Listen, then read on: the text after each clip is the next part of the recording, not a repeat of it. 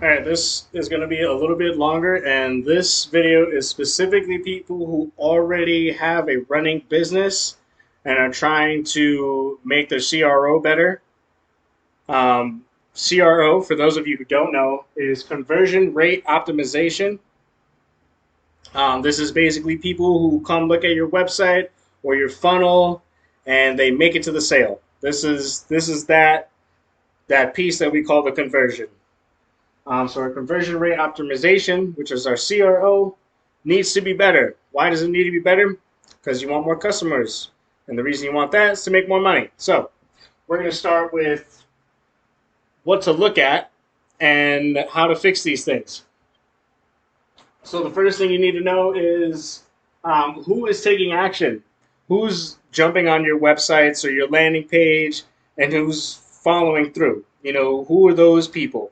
Figure out that. Um, Figure out their user behavior. Where the hot spots are.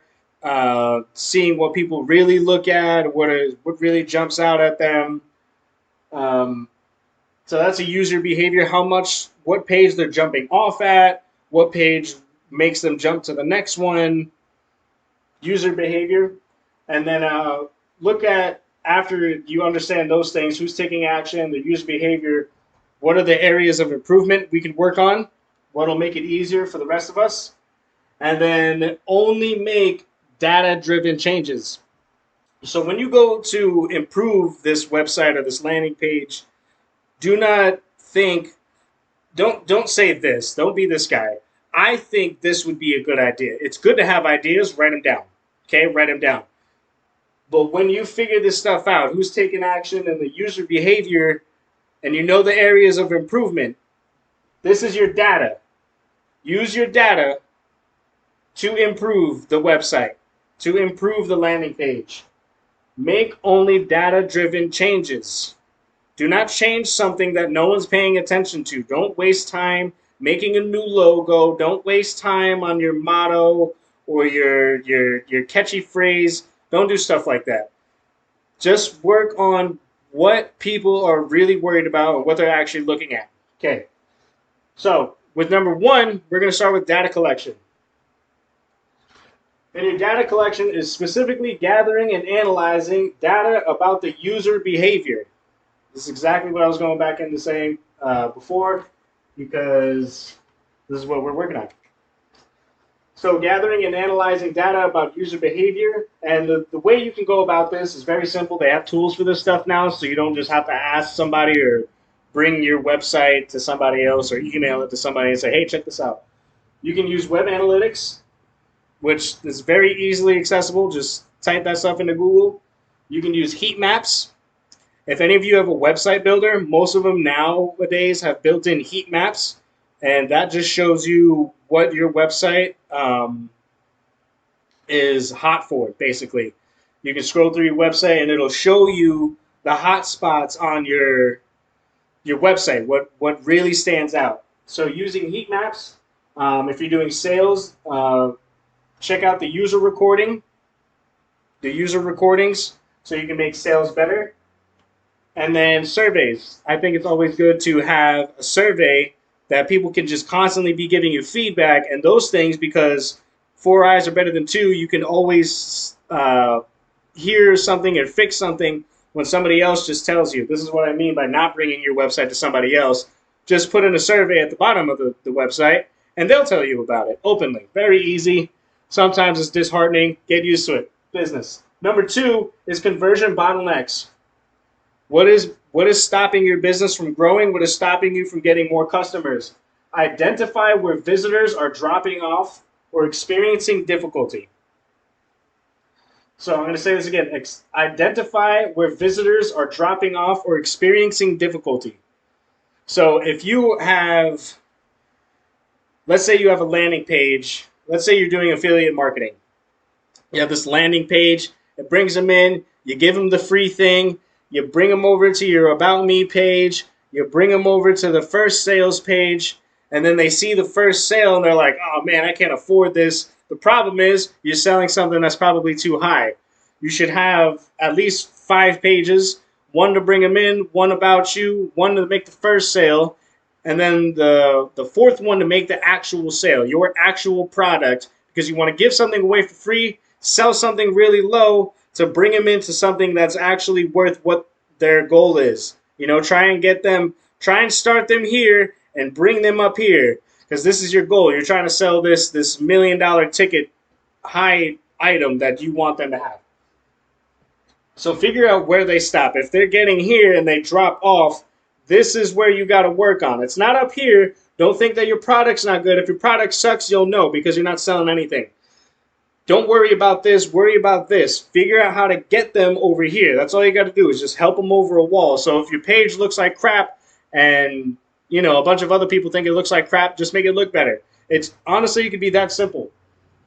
So figure out where you're experiencing difficulty, because once you get through those bottlenecks, it's just clear pathways, and you can just start making money relentlessly. This is kind of together. Number 3 is your hypothesis generation and your A/B testing. So once you know what your bottlenecks are, try and come up with a plan, or don't try, do come up with a plan that explains how to make this easier. And then this is your A/B testing.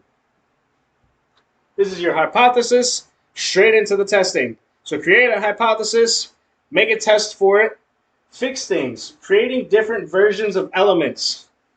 So what I mean by that is look at your buttons, your headlines, your layout, or your forms, your fill out forms and stuff like that, and see how appealing they are. Make sure that it's easy to see, it's easy to grasp. If you make a button on a website, I've seen this a lot. If you make a button on a website, most people don't know it's a button. You have to make it look like a button. Make it look like it's clickable. That helps a lot. A lot. I mean, you're missing many sales by not making stuff look clickable.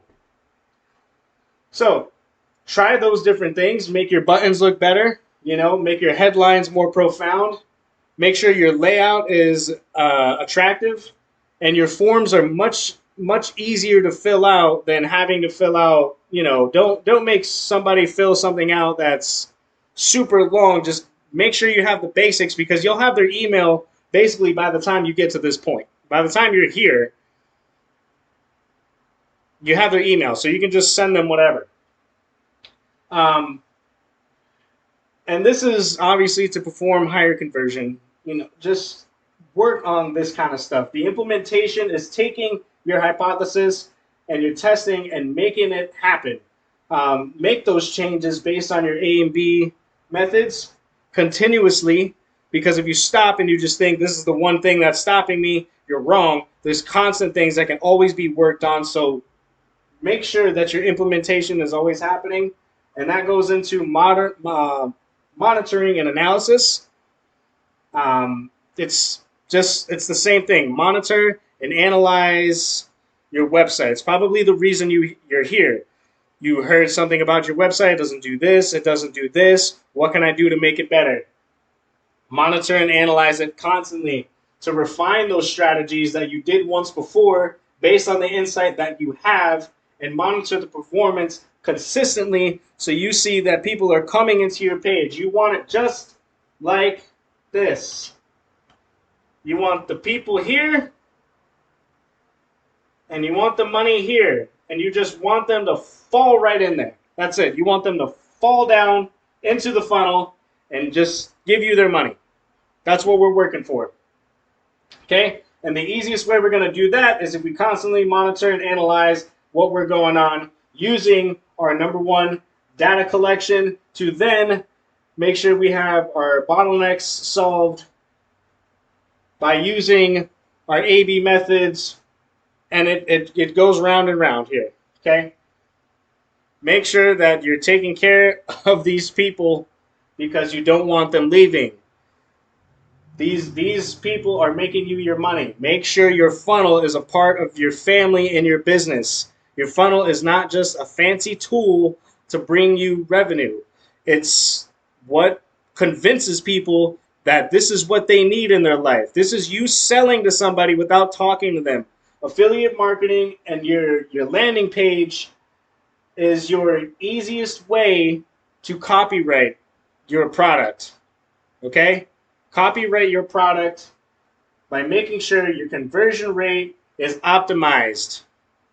If you have a small amount of people coming in every month and you want to double that, use the math map that I showed in another video.